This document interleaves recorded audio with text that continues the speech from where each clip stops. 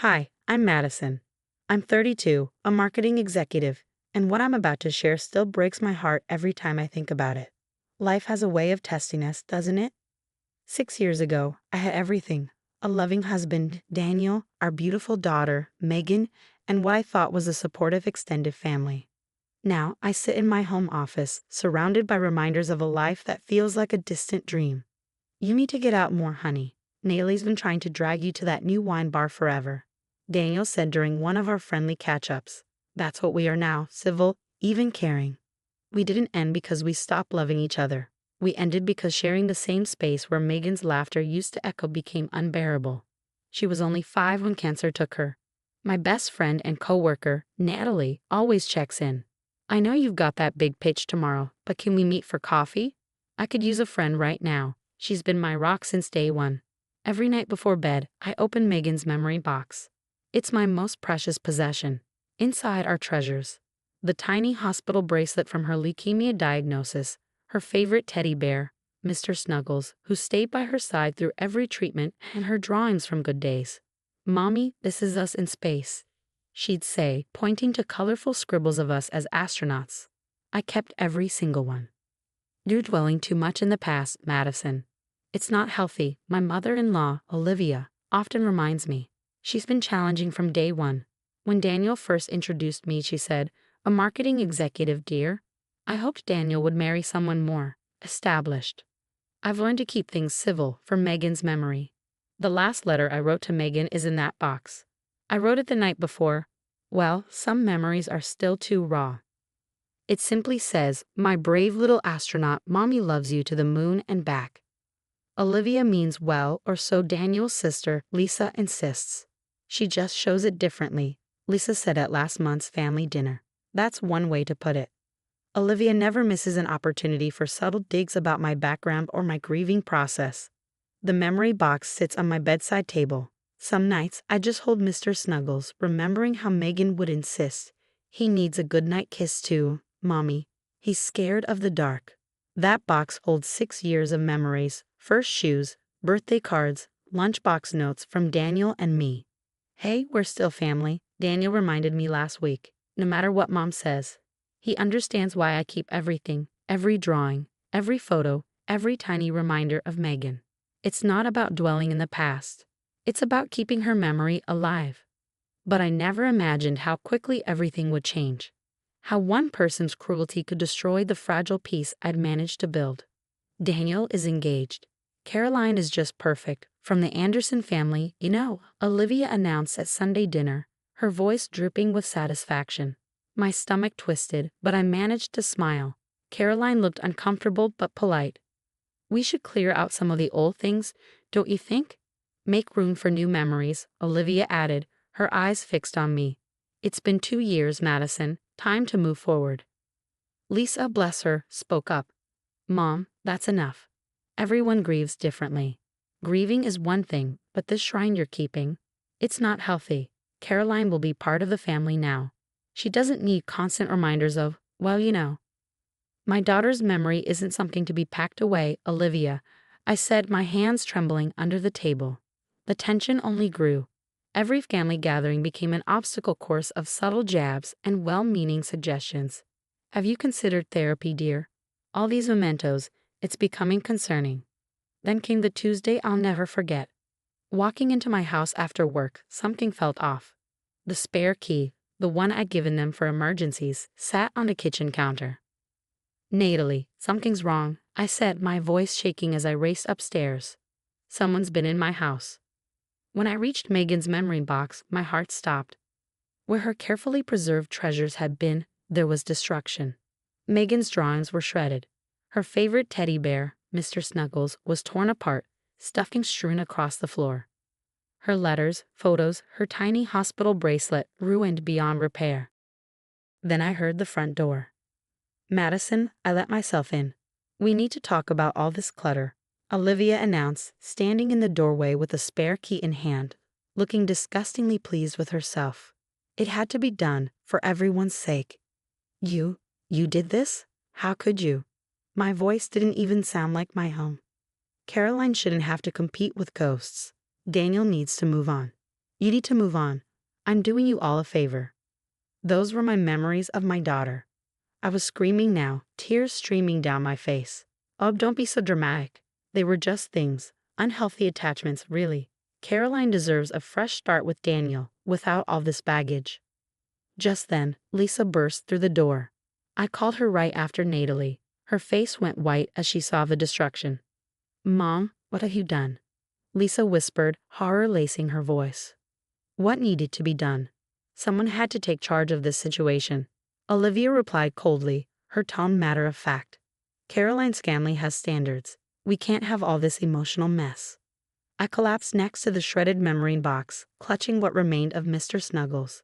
6 years of precious memories, violated by a woman who thought she had the right to erase my daughter. Get out. My voice was quiet but firm. Get out of my house. Now. Olivia sniffed, unbothered. You'll thank me later. This is for the best. Natalie crouched next to me, snapping photos of the destruction. We're documenting all of this, honey. Every single piece. Lisa's voice shook as she made the call. Daniel, you need to come over. Now. When Daniel arrived and saw the destruction, his face cycled through shock, anger, and disbelief. Oh my God, Megan's things, he whispered. Madison, I'm so sorry. Your mother used the emergency key, Lisa said quietly. She destroyed everything. She's gone too far this time. Daniel's hands trembled as he knelt beside the wreckage. These were our memories of our daughter. Lisa pulled us aside while Natalie continued photographing. Her voice was low but urgent. There's something else you both need to hear. She held up her phone. I've been recording Mom's conversations for months. I knew something wasn't right. The first recording played Olivia's voice, cold and calculating. Once Daniel marries Caroline, we'll have access to the Anderson fortune. The charity books won't matter then. What charity books? I asked. The Children's Cancer Foundation she chairs, Lisa explained. I found discrepancies. Large ones. She's been siphoning money for years. Daniel sank into a chair, his face pale. The foundation Megan was treated through. Lisa nodded grimly. That's not all. Listen to this. The next recording chilled me to my core. Caroline's family money will solve everything. Just need to get rid of all traces of that dead kid first. Madison's been holding on to Daniel with that memory box. I think I'm going to be sick, Daniel muttered, burying his face in his hands. Just then, Caroline walked in, looking for Daniel. Her face went pale at the sight of the destroyed memory box, then even paler as the recordings continued to play. Is that Olivia? Talking about using my family's money? Caroline asked, her voice shaking. Caroline, I can explain, Daniel began. No need. Caroline slipped off her engagement ring and placed it on the table. I've seen enough. My family doesn't associate with people who destroy children's memories or embezzle from cancer charities. She turned and walked out without another word. After Caroline left, Lisa shared more evidence. Bank statements, emails, records of donations that never made it to the foundation. She's been doing this for years, Lisa explained. Using her position as chair to funnel money into personal accounts. The memory box was just her latest attempt to control everything. The foundation board needs to know, I said firmly. I've already started gathering everything they'll need, Natalie chimed in, showing us files she'd been compiling on her laptop. Daniel looked broken. My own mother, stealing from the same charity that helped during Megan's treatment. She's getting sloppy, Lisa added. The engagement to Caroline made her cocky. She started talking too much, keeping fewer records. We spent hours going through Lisa's files. Each piece of evidence revealed more of Olivia's manipulation. How she'd forced out board members who asked too many questions. How she'd redirected grieving families' donations. You know what this means, Natalie said, looking up from her laptop. When this gets out, she loses everything. Lisa finished. Her reputation, her social standing, probably her freedom. Good, Daniel said firmly. After what she did to Megan's memories and to all those families. I clutched what remained of Megan's favorite drawing. Olivia thought destroying these would erase Megan, make everyone forget. Instead, it had exposed everything. She thought she was erasing Megan, Lisa said softly. But all she did was expose her own crimes. Natalie squeezed my hand, her phone ready. Are we making the calls? I nodded. Let's begin. The unraveling started the next morning. The news broke. Breaking news. Local Children's Cancer Foundation chair under investigation for embezzlement. Olivia's carefully crafted world crumbled. Did you see her face at the emergency board meeting? Lisa whispered to me later, when they showed her the evidence. The boardroom had been packed. Olivia stood there, her designer outfit perfectly pressed, trying to maintain control. These accusations are ridiculous, she snapped.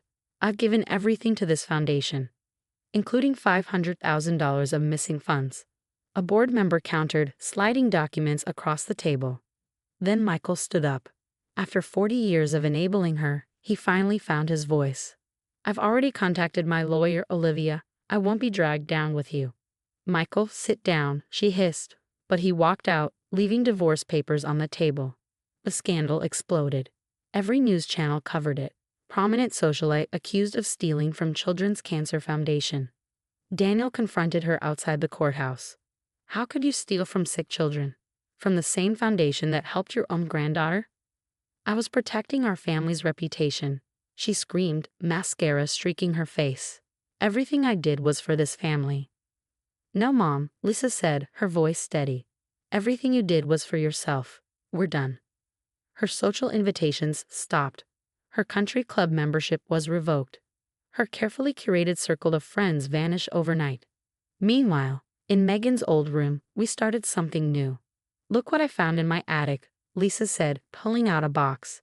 Inside was Megan's Halloween costume from when she was 4. I saved it. Together, we created a new memory box. We restored what we could: photos, videos, and little treasures Lisa had kept. Remember when she insisted on wearing her astronaut costume to Thanksgiving? Daniel laughed, adding a photograph. 6 months later, we stood in the garden of the Children's Hospital beneath a sign that read, Megan Stars Foundation, supporting families fighting childhood cancer. In honor of Megan and every child fighting cancer, we promise complete transparency and unwavering support for families in need. The garden was beautiful, filled with twinkling lights and mechanical butterflies Megan would have loved. Children pressed buttons, making the butterflies dance. Mom would have loved this, Lisa said, squeezing my hand. From across the street, I saw her.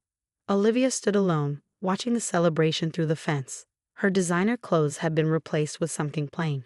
Her empire was gone. She raised her hand, trying to wave. Daniel saw her too. Without a word, we turned away, focusing instead on a little girl in a wheelchair pointing excitedly at a butterfly. Look, Mommy, it's dancing, the child squealed. I smiled, touching the locket I wore, the one photo of Megan I had managed to save. Yes, sweetheart, just like the stars. The foundation thrived. My career soared. Most importantly, Megan's memory lived on, not in a box that could be destroyed, but in the laughter of children finding joy in their hardest battles. As for Olivia, last I heard, she spends her days alone in a small apartment, watching through windows as life goes on without her. Her calls go unanswered. She's uninvited to family events, a fitting punishment for someone who tried to erase a child's memory.